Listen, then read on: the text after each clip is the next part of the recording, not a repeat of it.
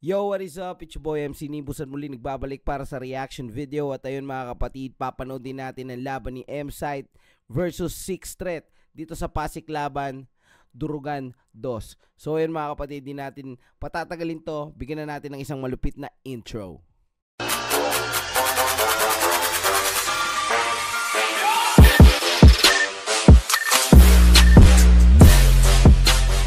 Okay, let's go. Pakinggan na natin to mga kapatid, panoodin. Let's go. Matira mayabang.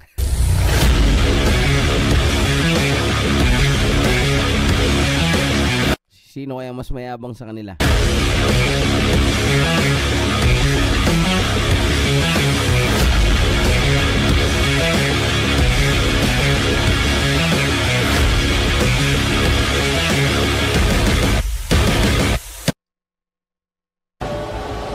May ads pa nga.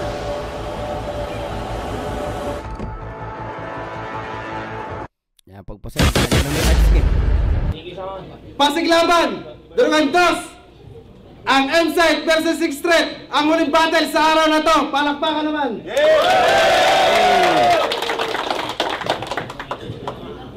Shoutouts nga pala. Barbecuean sa kalye. Oy, barbecuean sa kalye. Shoutout ha. Collab Collection, Acrite Clothing, Q-Box Delivery, Aesthetic Clinic, EMC Production, Roy Boulevard. Sa kanan ko, VIPs Motos Battle League. Alala ka? Yo, M-Sight nga pala. Gusto ko pasalamatan lahat ng mga taga dito sa Taiwan, syempre. Oy, yan. Ito palang laban na to, nangyari pala to sa Taiwan mga kapatid. Palapakan nyo yung mga sarili nyo. Siyempre, gusto ko magpasalamat kay Chad Parak, kay Madam Erlyn, siyempre sa Pinoy Boulevard 2.0, sa mga tropang staff natin, yan, kila Brian, kila Neil, kay Jen Salas, kay Kobe Peng, kay Dia, yan, kay Laupan, yan, shoutouts kay Laupan, kay Willie, yan, shoutouts sa inyo, sa mga tropa natin dito. Enjoy natin to. Yeah. Sa kaliwa ko naman, repping 3 digits, Dunggalo, represent ng Davao. Ako nga pala si M-Sight, tsaka si Six Threat. Okay, so eto na. Nandito si Six Threat. Sa mga kababayan natin nga dito. At enjoy na natin to. Okay naman, uli na. Kasi pa wala mag Okay. Kaya ako napapanat. Nag-usap na silang dalawa. Mauna si M-Sight.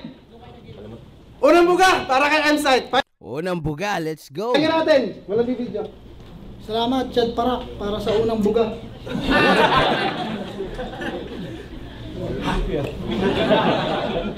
Game? Game. Siya nga pala si Six Threat. Ang ika-anim sa 8 humpak. Sa kanilang 8, nasa Davao yung 3. Siya, si Terdy, tsaka si Sak. Mga talagang nakakamangha. Kung sino man ang matutukan, sigurado na tumba. Bukod sa mga magkakatugma, puta magkakamukha. Huwag ka masyadong mayabang. Baka nakakalimutan mo, dayo ka lang dito. Hindi ikaw ang... Dayo ka Pares naman kayong dayo dyan. lang dito. Hindi ikaw ang laging paborito. Second time ko na sa Taiwan. Yun naman pala. Second time na pala eh. Papunta ka pa lang. Galing na ako dito. Kaya ayusin mo to, bay. Huwag mo akong sagarin, nay. Baka maranasan mong mamura ng mas malutong pa sa chipay.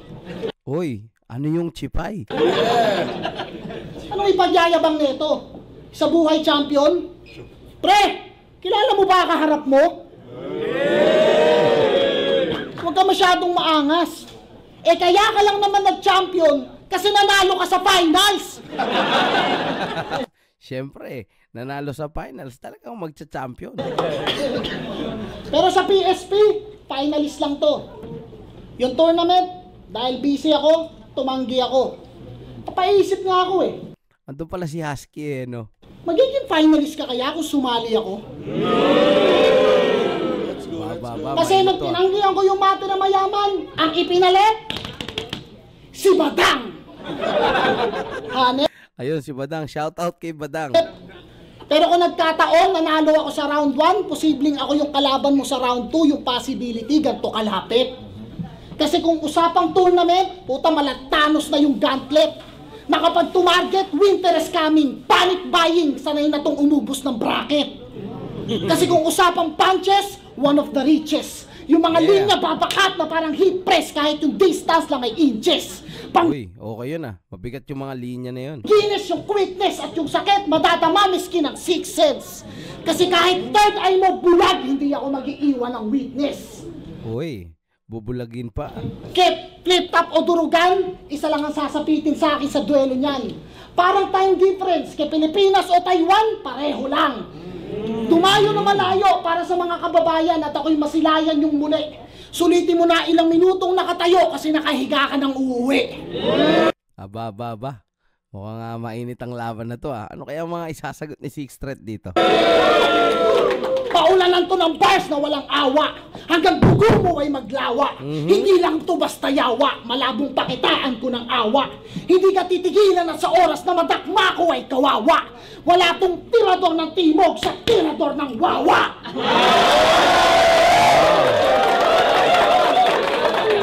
Tay, miski isa walang nakuha.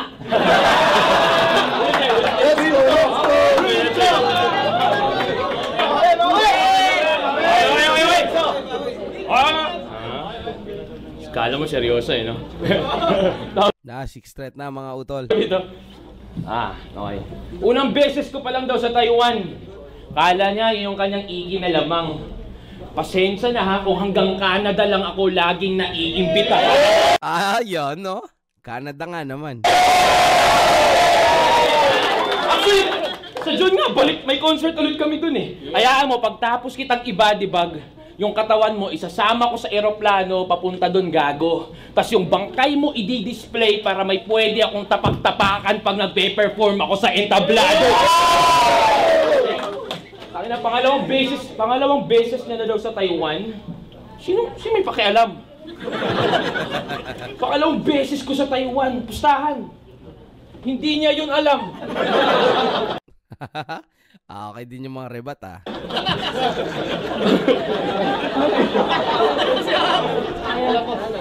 Magpasaya daw ng tao. Niwala dyan. Bilat lang ng Taiwanese yung hanap mo. Gusto pa lang Gusto pa lang makabanat ng Keeping Taiwan. Sige na. Dos por dos champion, tryouts, achievements mo plenty. Pero bakit hanggang ngayon, 19 pa rin yung likers mo sa FB? Oh, shit. Minsan 5, 10. Bakit ganyan, bro? Nung inad mo nga ako sa Facebook, sabi ko, dami account ko. Napagkamalan dami account kasi walang masyadong followers.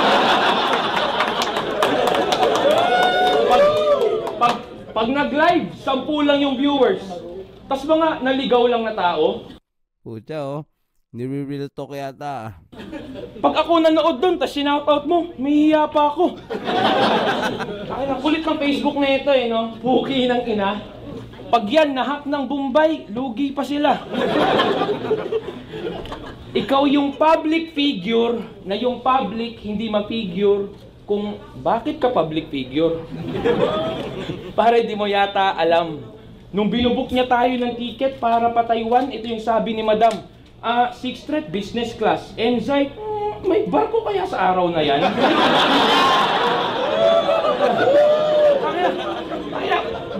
Biruin mo yon. Kasama ko sa eroplano mga businessman o kaya artista gagi. Tapos ikaw kasabay mo sa biyahe mga parcel ng Shopee. Tangina nilagay sa cargo no?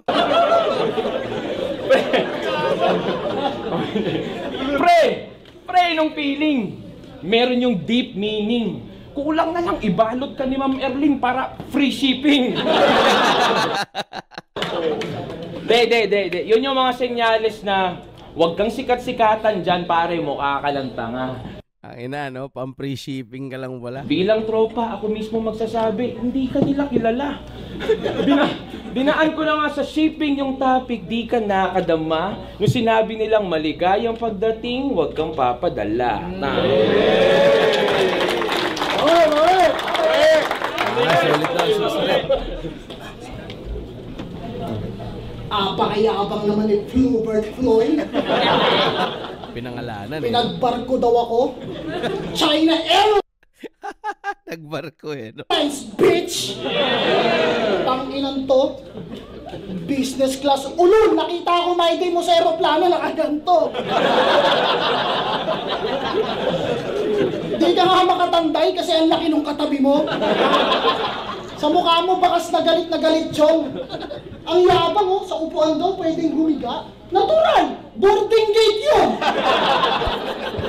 Sa boarding gate ka pa lang eh. May mga natutulog nga dun eh. 19 daw likers ko sa FB. Bagong Facebook nga eh.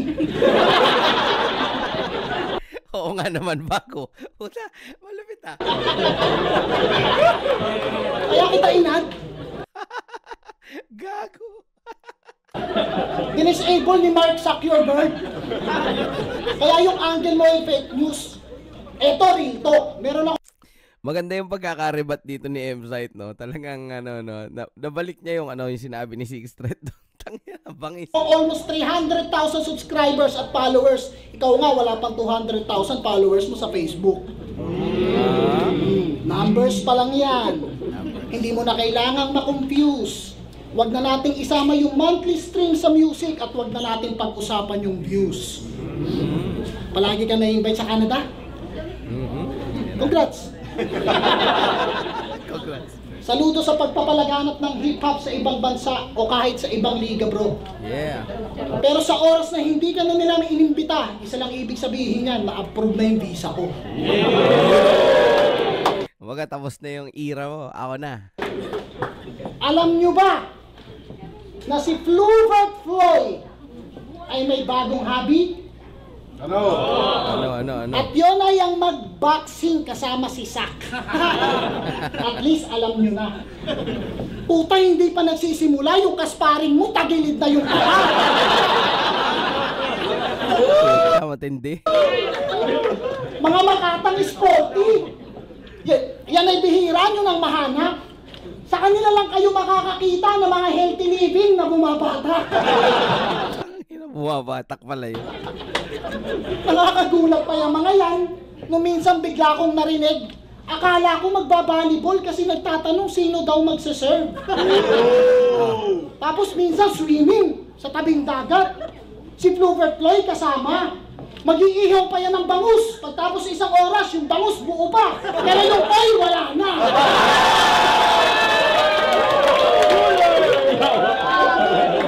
Ang lalakas ng amats. Parang hindi napapagod. Trip niyan, rumonta magdamag, tas magpapauwi ng mga tanod. Mga habol ng aso. Solid yung trippings, oh. Mangungutang sa tindahan. Marlboro Green tsaka Red Horse din. Tas pagbitin sa amats, biglang uutang ng gin, pulutan, Lemon Square. Balita ko.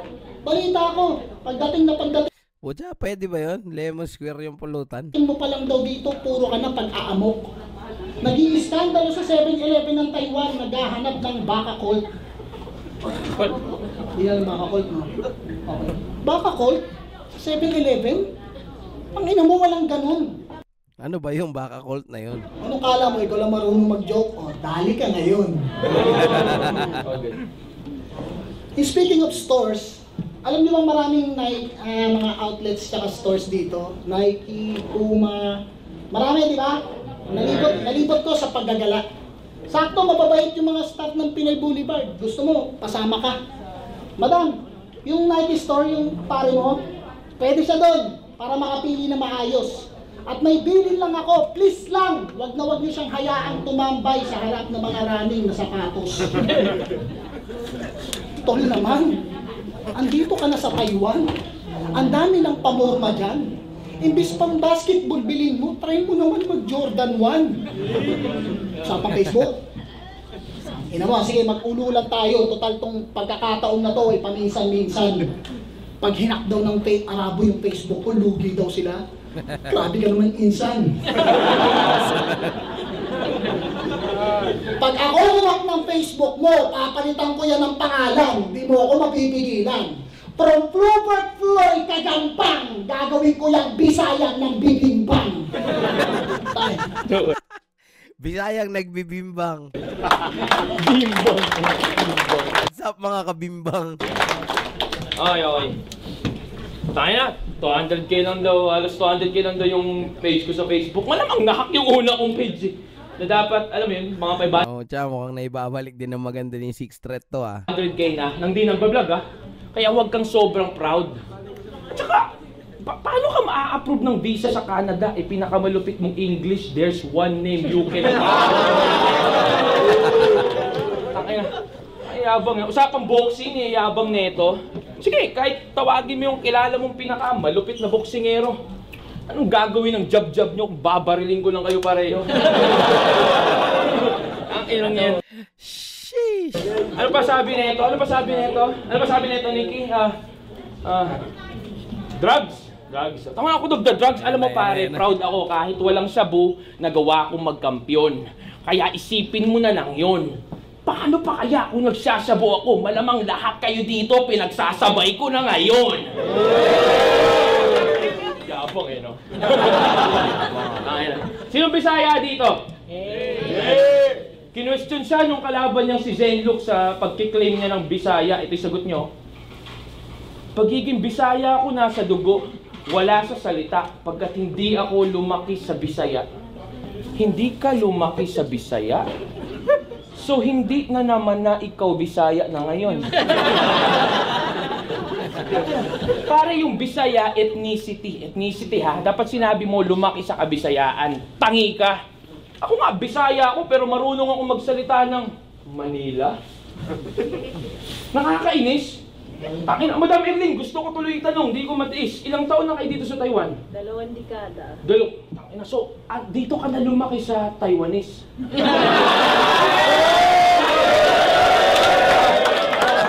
Ano lang yan?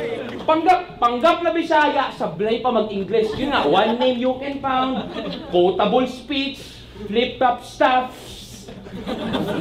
Alam ko naman pare, na di mo nakasanayan, oo. Hindi nakakatalino yung lingwahe, pero yung sayo nakakabobo. I mean, but I don't mean to insult ya. I was meaning to let you see the whole structure. See, I was blessed. Ito na nag-English na. Balikan natin ganda yun. Ang ganda ng banat, ang ganda ng pasok eh. Pero yung sayo nakakabobo. I mean, but I don't mean to insult ya. I was meaning to let you see the whole structure. See, I was blessed with 3 languages, and that speaks about culture. Ain't no judge in this battle, but that's 3 L's for ya. Tingnan mo. Sinampulan lang, tulala naman, no. Sige, para pantay, Taiwanese, Taiwanese, Sample!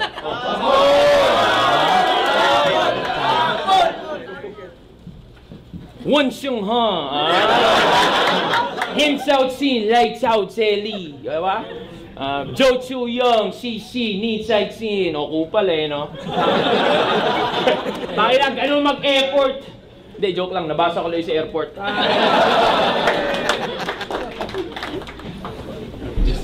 Ayun, maganda-ganda rin yung binitaw ni Six Threat ng kulit. Let's go. Gang? Pinuupo na pa yung mga pamisan-misang pagkakamali ko sa grammar na itong gago. Ayos lang, pero ito lang sigurado. Kung hindi ka magkakamali, hindi ka mag-i-improve bilang tao. Oh, tama yun mga kapatid, no? Kung hindi ka nagkakamali, hindi ka mag-i-improve bilang tao. Tama. Isang malupit na linya mula kay M-Site, mga utol. Let's go. Peking Bisaya. Sino ulit mga Bisaya dyan? Yan, shoutout sa mga nanonood ng mga Bisaya dito. Lolo ko, Wakay. Nanay ko, Sogod, Southern Leyte. Asawa ko, Dabawenya. Kababayan mo, Dabawenya. Pag inaapi yung Bisaya sa batin, galit kayo. Tapos pag nire-represent, galit pa rin kayo. Ano ba problema? Peking Bisaya, ako, never kong itatanggi o ikakahiya na Bisaya ako. Tandaan mo palagi ito. Hindi man ako lumaki sa Kabisayaan, at least proud ako sa roots ng lahi ko. So, perfect ka pala. Tatanga ka rin. Yung Taiwanese, tao yun. Yung language, Mandarin.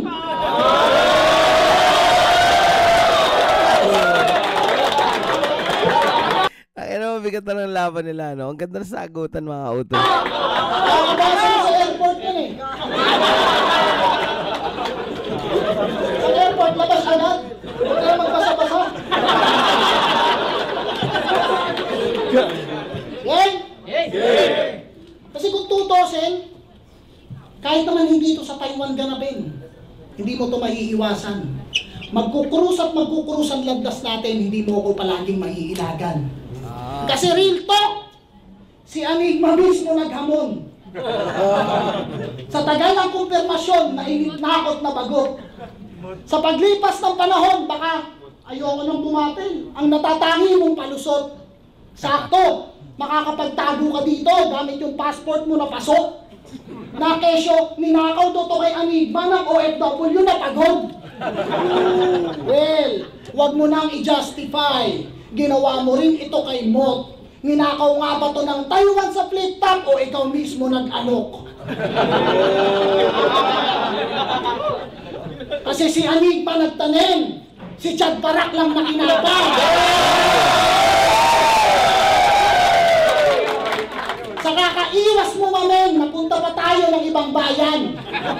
E ba't sisisihin ang mga kababayan? Sobrang asikaso ni hindi tayo pinahirapan. Ba't sisisihin ang kababayan? Sobrang asikaso ni hindi tayo pinahirapan. Kung san-san pa nakarating, kaya nga Taiwan tour na kinailangan. Tapos, magyayabang na kesyo siya daw magbubuhat sa battle. E ba't sa flip top din natin gawin yung kahambugan mo, subukan natin. Official din kitang hinahamon sa bagay na pinagdamot mo nga rin. Pagtapos neto, barbecue sa kalye, magpupusan tayo ng kanin. Mumukbangin na lang. Pero kidding aside, sa harap ng mga tao at lente, linawin natin yung malabo. Yan ang hangarin. Kung gusto mong manalo, Mabibigat yung mga punchline ni M-Site, no, mga kapatid, no? Tingnan natin kung ano yung mga susunod na ibabanat ni Six Threat dito. So, sige, ito na, Gina. huwag kang makampante. Kung gusto mong matalo, lumabang ka sa akin. Pakita nyo kung gaano kayo katalas at malikhain sa mga angle. Yayain mo si Mok sa Yan na yung usapang angulo na eh. susunod na ahon, tayo naman ng three-way battle. Ayun, malupit. Three-way battle ang hamon ni M-Site. At bago matapos to, maraming salamat. Madam Erling Shaw, Pinoy Boulevard, Chad Parak, sa inyo lahat. At ako inyong na-invite. Sa mga kababayan na pumunta, maraming salamat. Ano ba kiramdam? Di ba ikaw ka rin kung nag-drive? O hindi man nasagad, at least nakakita kayo ng God na na-crucify. Itong DDS at Durugan Dos nag-suicide.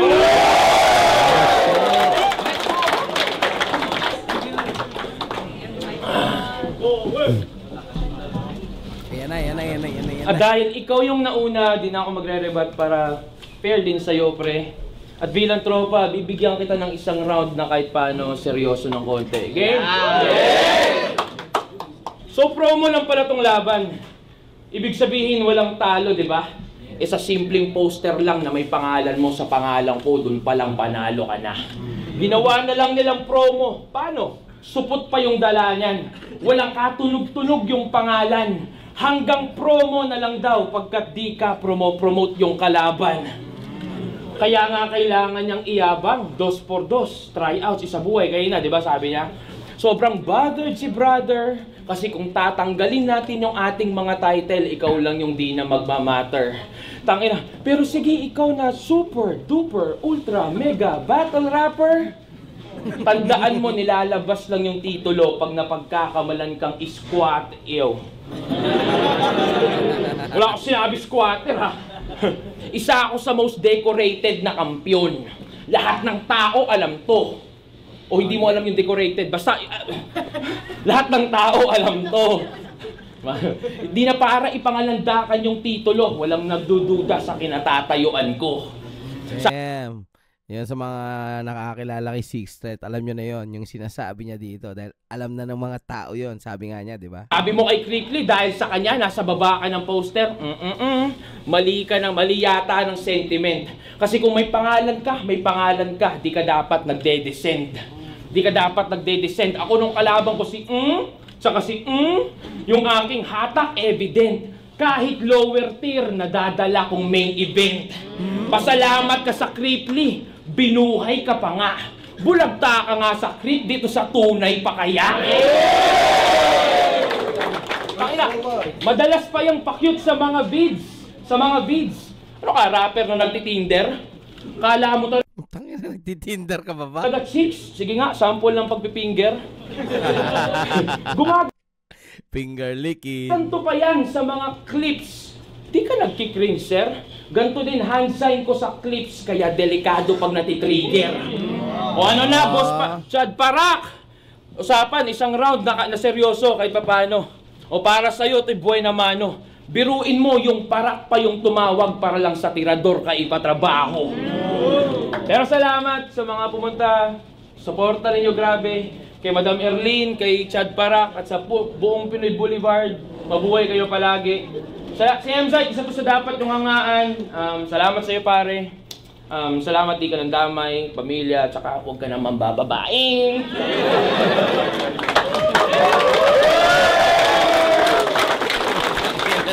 Babae pala to eh.